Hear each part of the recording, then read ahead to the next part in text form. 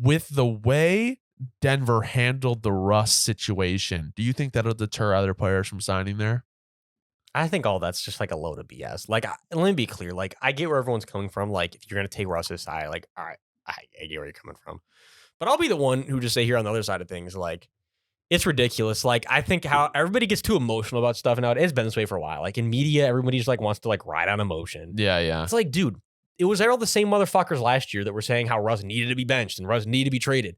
Now that it's happening, it just because Sean elevated him. Yeah. Like, motherfucker, Sean came in and elevated him. Like, what's not computing here, boys?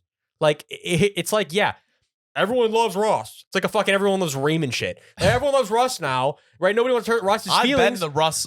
I've been the Russ supporter. Right, like, I've let been me the be main clear. one. It's like, but that's the thing is the reality situation is just because we like Russ, he's a good guy and we feel bad for him does not mean that the Broncos are making a bad decision. Like, and also, this is business. Everybody's breaking the cardinal rule of business. Stop bringing your fucking emotions to the table, buddy. You signed the contract, and your contract allowed for this to happen. Should have sat there with the agent and figured out a no release, no trade, no bench clause. If that was such a concern. That's crazy. Oh my God, call me crazy. He signed the deal, right? Yeah. Yeah, I'll be the one person to still be objective since everybody wants to be all in their emotions about this garbage. I will say this, though. Something that is frustrating about the Broncos should have won by more than fucking 8 points. Or 7 points. I agree, but at the same time, it's also like, if you're the Broncos, you know your season's over. Like, oh yeah, there's parts of it where it's like it's hard to get everyone to come out and they needed the Chiefs to lose. Really, really lay exactly. And it's kind of like and Jared Stidham out there. I think if anything, Jared still played good though. Like, it's like he had a good game. He didn't play bad.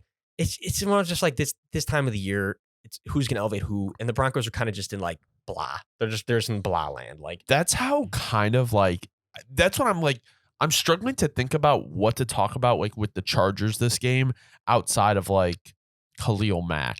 Like that's why the offense is kind of bleh. I got one for you. Okay. Alex Erickson out of nowhere. The 7 catches for 98 yards was pretty hilarious. Yeah, we're going to see a couple of those next week. Like, hold on a minute. Alex Erickson coming out of nowhere. And if anything, I got something for you here too. Khalil Mack up to 16 sacks in the year. One behind the current leaders. Very good shot at that sack title.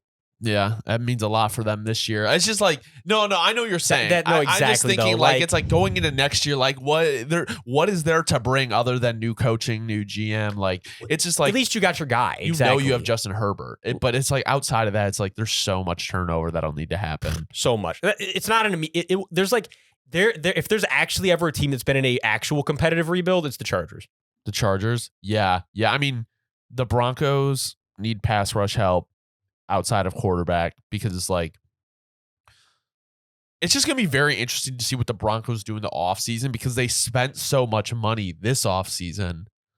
They got to 8-8, not bad, but I don't know. Randy Gregory not working out was like I didn't ever expect that either. Let me ask you this before we move on to the next game. Is the AFC West the most confusing and almost maybe directionless division in the league?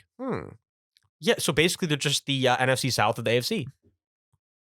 It's so crazy because everyone's like, the AFC West is the best division. I was definitely a part of that. They're all weird. They're all weird. That division is on drugs.